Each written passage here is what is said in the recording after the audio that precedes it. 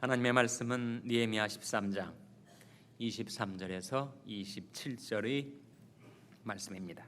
그때 내가 또 본즉 유다 사람이 아스돗과 암몬과 모압 여인을 취하여 아내를 삼았는데 그 자녀가 아스돗 방언을 절반쯤은 하여도 유다 방언은 못하니 그 하는 말이 각 족속의 방언이므로 내가 책망하고 저주하며 두어 사람을 때리고 그 머리털을 뽑고 이르되 너희는 너희 딸들로 저희 아들들에게 주지 말고 너희 아들들이나 너희를 위하여 저희 딸을 데려오지 않겠다고 하나님을 가리켜 맹세하라 하고 또 이르기를 옛적에 이스라엘 왕 솔로몬이 일로 범죄하지 아니하였느냐.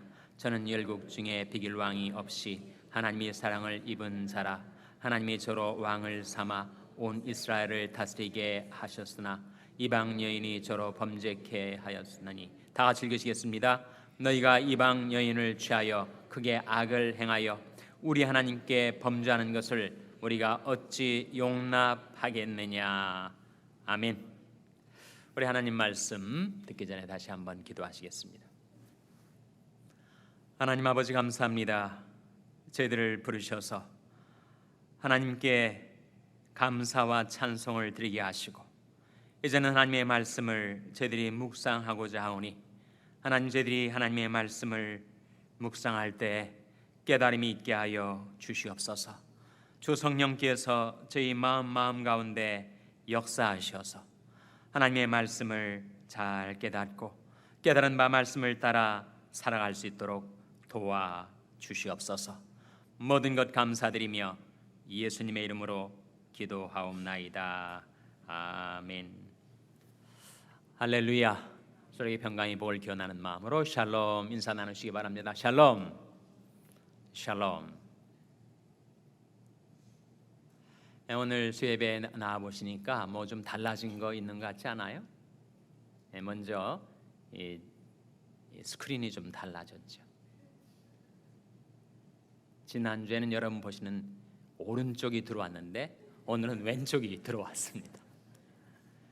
이 프로젝터 문제예요. 그래서 이쪽 프로젝터를 새 것으로 교체를 해서 아주 환하게 잘 나오지 않습니까? 이 오른쪽 프로젝터도 좀 불안전해서 새 것으로 교체하기 위해서 지금 이제 아마 내일 새 것이 도착한다고 하니까 주일 예배 때부터는 모든 것이 정상으로 돌아오게 되겠습니다. 또 한 가지 달라진 것이 좀 보이죠? 뭐가 달라졌습니까? 찬양 인도자가 좀 달라졌죠. 그다음에 제임스 원 집사님이 수고를 많이 하셨는데 학원을 경영하시거든요. 가을 학기가 되니까 학원들이 너무 바빠져서 저녁 시간 내기가 아주 어렵게 되셨다고 합니다. 그래서 우리 방송실을 섬기시는 김우숙 목사님이 당분간 찬양 사역을 인도하시게 됐는데 잘하시죠? 아주 은혜롭게 찬양 인도를 잘 하시고 있습니다. 오늘 말씀의 주제, 오늘 설교 제목을 혹시 보신 분이 계십니까? 오늘 제목이 뭐죠? 관용과 확신입니다. 관용과 확신. 그 두 가지가 이 시대에 우리 신앙인들에게 절실하게 필요로 하는 것이죠. 관용이 있는 사람, 뭐든지 잘 용납해 주는 사람은 확신이 조금 떨어질 수가 있습니다. 확신에 찬 사람들은 관용이 좀 부족할 수가 있어요. 그렇지 않습니까? 관용과 확신, 정말 우리에게 그 두 가지가 필요한데 그 두 가지를 다 겸비한다는 것이 쉬운 일은 아닌 것 같습니다. 우리가 그리스도인으로서, 신앙인으로서 어떻게 이 관용과 확신 사이에 균형을 잡아 갈 것인가 하는 문제를 함께 생각해 보시도록 하겠습니다. 이 toleration이라고 하는 관용은 정말 귀중한 덕입니다. 남을 용납해주고 그리고 역지사지, 그와 나의 입장을 한번 바꿔서 그의 편에서 생각을 해줄 수 있는 마음의 여유, 이것이 얼마나 귀한 것인지 몰라요. 그런데 유감스럽게도 종교인들에게 너무 약한 것이 관용입니다. 종교의 이름으로 상대방을 가차없이 비판하고 거부해 버리는 일들이 많이 있었으니까요. 역사 속에 나타난 수많은 종교 전쟁들 다 관용하지 못한 거죠. 나와 다른 건 다 잘못된 거죠. 틀린 거하고 다른 것은 구별이 돼야 되지 않겠습니까? 나와 다르지만 틀리지 않을 수가 있으니까. 일단 우리는 자기 중심적으로 사고하는 경향이 있어서 일단 나와 다르면 다 잘못된 거예요. 잘못된 것을 용납하기는 어려운 거죠. 그래서 세상에 많은 종교들뿐만 아니라 기독교 내에서도 자기와 다르다는 이유로, 틀린 것은 아닌데 다르다는 이유로 상대방을 가차없이 정죄하고 비방하는 일들이 있어 왔다는 거죠. 그래서 관용이 참 필요합니다. 가족들 사이에서도 관용이 정말 필요하지 않습니까? 남편과 아내와의 관계야말로 세상에서 가장 가까운 관계, 아버지와 자녀의 관계도 일천이고 형제와 형제의 관계도 이천이고 삼촌 사촌 그렇게 나가지만 남편과 아내와의 관계는 몇 천이에요? 무천이라고 한단 말이죠. 영천. 가장 가까운 부부간의 관계도 상대방을 용납하는 것은 쉬운 일은 아닙니다. 일단 다르니까.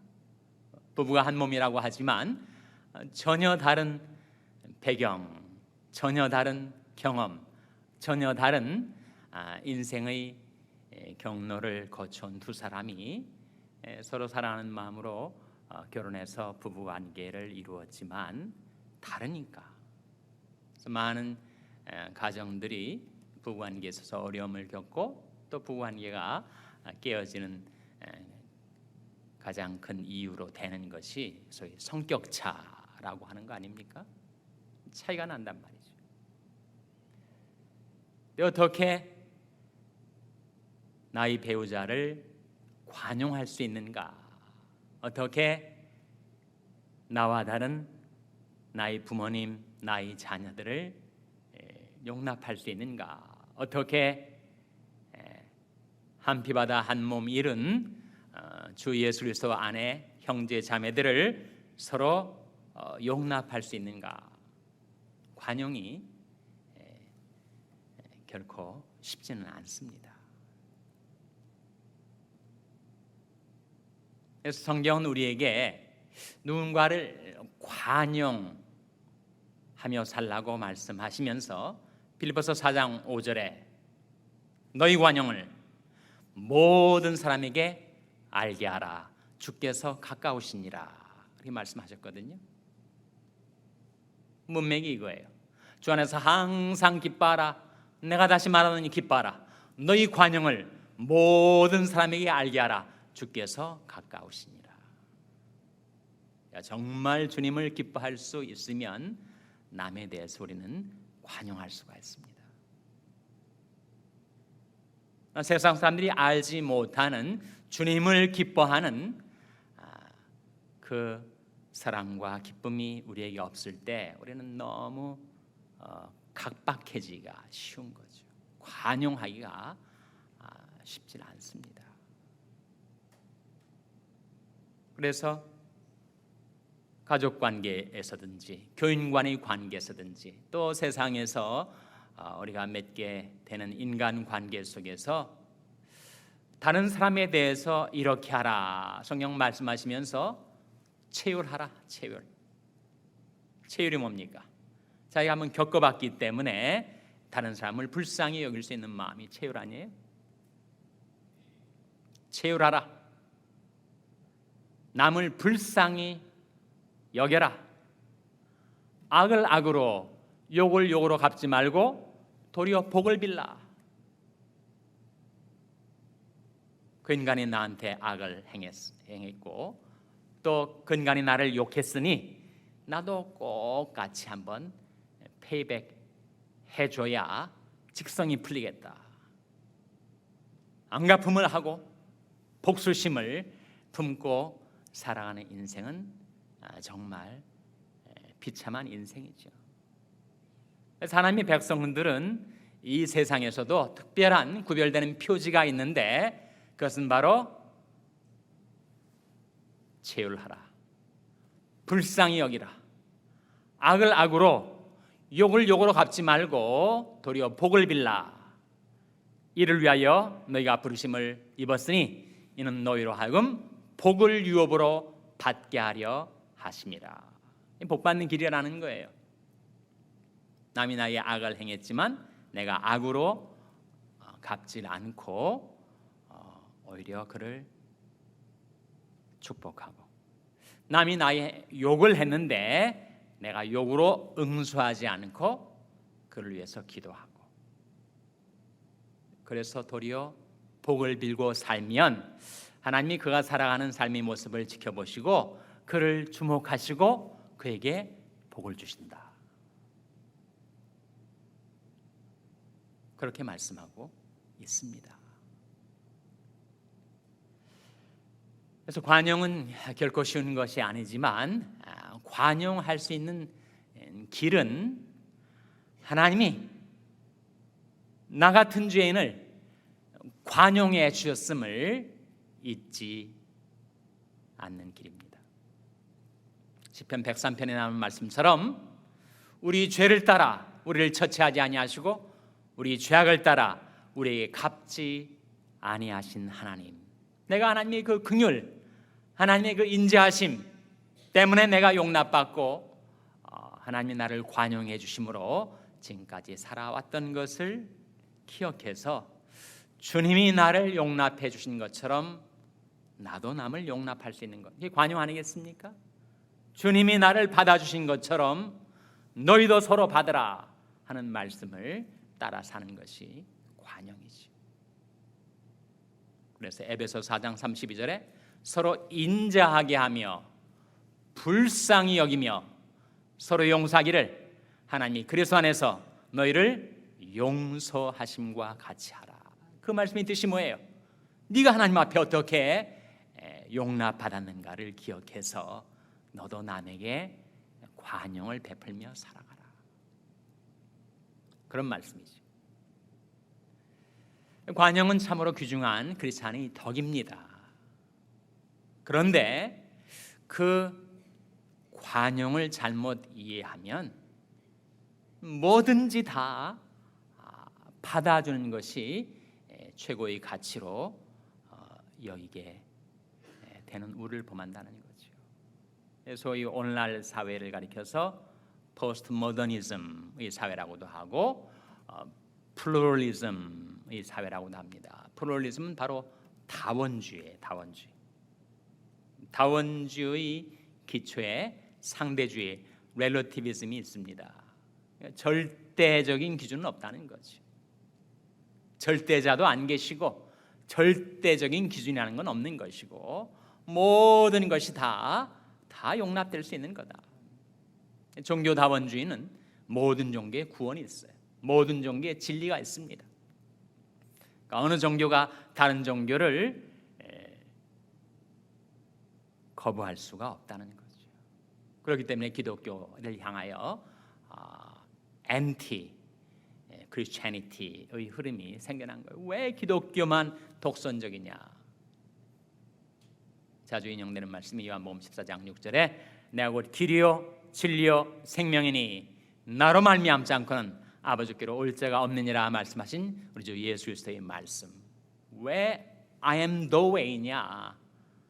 I'm a way 하면 얼마든지 용납하겠지만 왜 I'm the way라고 말하느냐? 산이 정상에 오르려면 꼭 한 길만 있는 것이 아니고 동쪽에서도 길이 있고 서쪽에서도 길이 있고 남쪽에서도 길이 있고 북쪽에서도 길이 있으니 다 그 길을 통하여 결국 정상에 오르기만 하면 되는 거지, 이 길만이 유일한 길이다라고 말하는 것은 독선적이고 배타적이다. 그래서 모든 종교가 다 서로 존경하고 서로를 용납할 수 있어야 된다. 진리는 한 곳에만 있는 것이 아니라 다원 여러 곳에 기준이 있는 것이다. 그렇게 오늘날의 사회가 다원주의로 흐르다 보니까 서로를 관용하는 것 같은데 확신이 사라져버린 시대가 된 거예요. 크리스찬도 마찬가지. 진리에 대한 확신이 없습니다. 말씀에 대한 확신이 없어요. 다 용납돼야 되고 다 관용받아야 될 대상들이라는 거죠.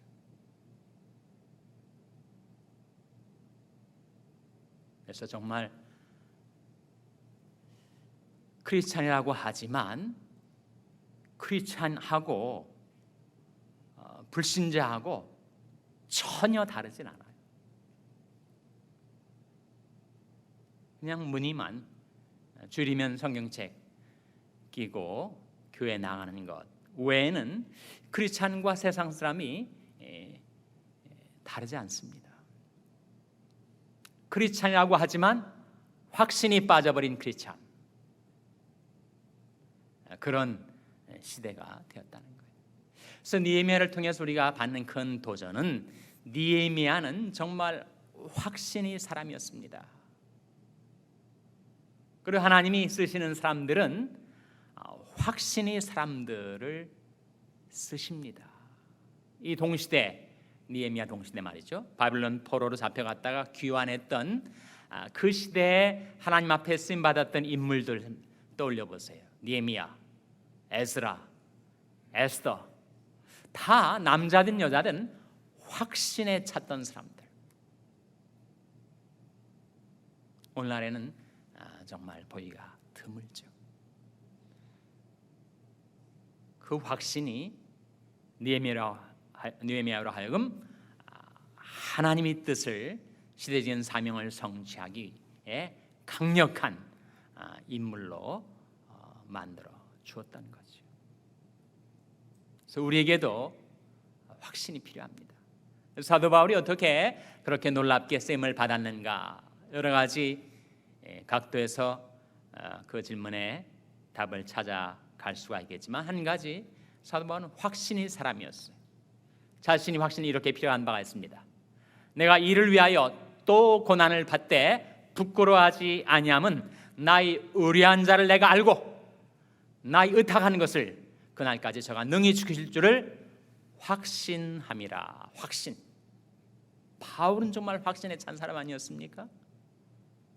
느헤미야는 확신에 찬 사람이었죠. 우리에게도 그런 확신이 필요합니다.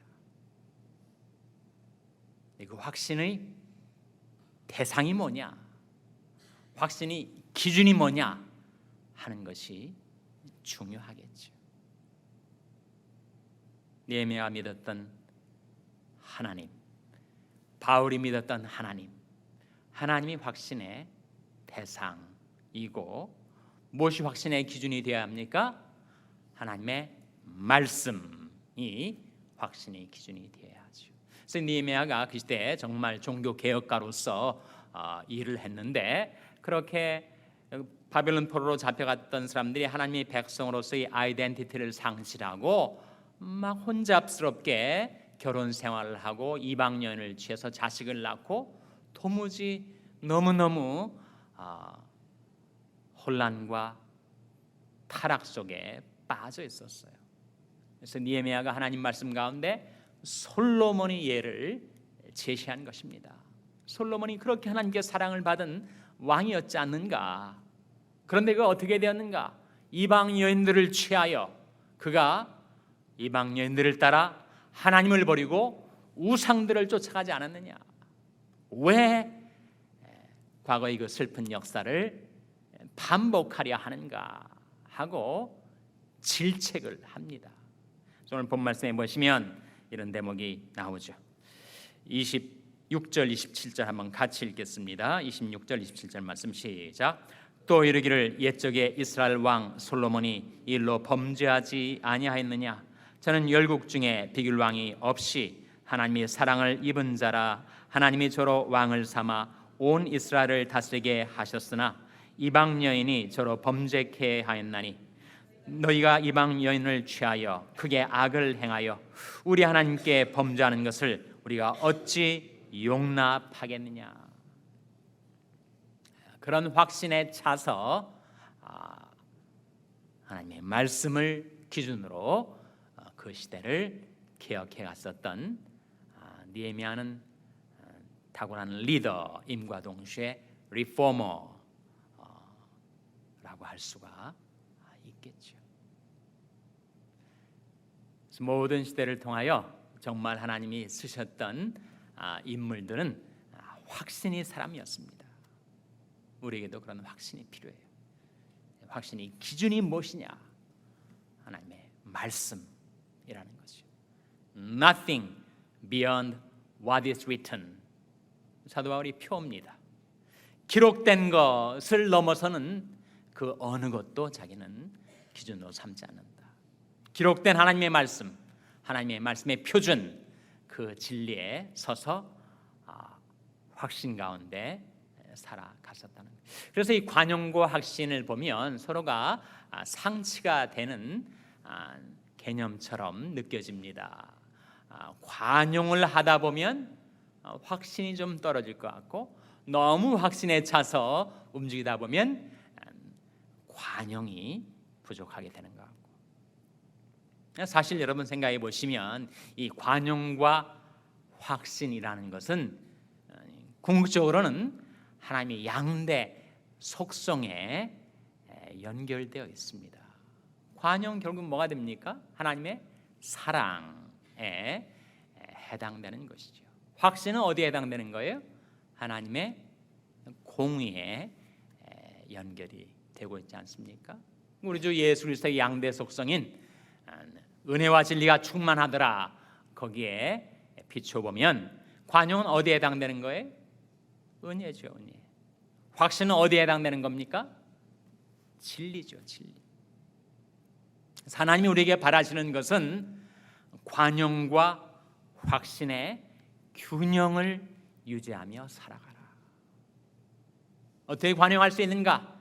하나님이 나 같은 죄인도 관용해 주셨으니 나도 남에게 관용을 베풀며 살아가는 것이고, 어떻게 확신에 차서 살 수 있는가?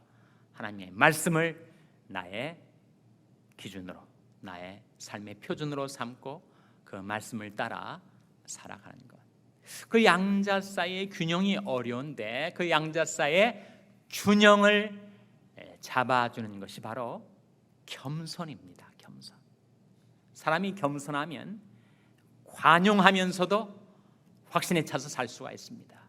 사람이 진정 겸손하면 확신에 차서 살면서도 관용할 수가 있는 거예요. 그래서 관용과 확신의 균형을 잡아주는 것은 겸손이다. 그래서 마지막으로 미가서 6장 8절, 하나님이 우리에게 무엇을 바라시는가를 한번 보시기 바랍니다. 미가서 6장 8절 말씀 우리 찾아서 한번 같이 읽겠습니다. 미가서 6장 8절 말씀은 구약성경 1295면, 구약성경 1295면 미가서 6장 8절 말씀, 하나님께서 우리에게 무엇을 구하시는지, 우리에게 무엇을 기대하시는지, 그것을 우리가 이 말씀 속에서 발견하게 되죠. 미가서 6장 8절 말씀 다 같이 읽겠습니다. 시작. 사람아, 주께서 선한 것이 무엇임을 내게 보이셨나니 여호와께서 내게 구하시는 것이 오직 공의를 행하며 인자를 사랑하며 겸손히 내 하나님과 함께 행하는 것이 아니냐. 하나님이 우리에게 바라시는 것이 세 가지가 있단 말이에요. 첫째로 공의를 행하는 것, 확신에 차서 공의를 행하며 살아가는 것. 둘째 뭐예요? 인자를 사랑하는 것. 인자를 사랑하니까 남에 대하여 관용할 수가 있게 된다는 거예요. 그 양자가 배치되는 것처럼 모순되는 것처럼 느껴지기가 쉽지만 그 양자의 균형을 잡아갈 수 있게 해주는 것이 뭐라는 겁니까? 내 하나님과 함께 겸손히 행하는 것이 아니냐. 어떻게 공의를 행하면서도 인자를 사랑할 수가 있는가?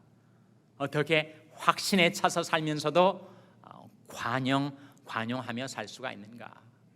그것은 바로 겸손. 우리 하나님과 겸손히 행하며 살 때 거기에서 관용과 확신 사이에 균형을 잡아가게 될 줄로 믿습니다. 기도하시겠습니다. 하나님 아버지, 감사합니다.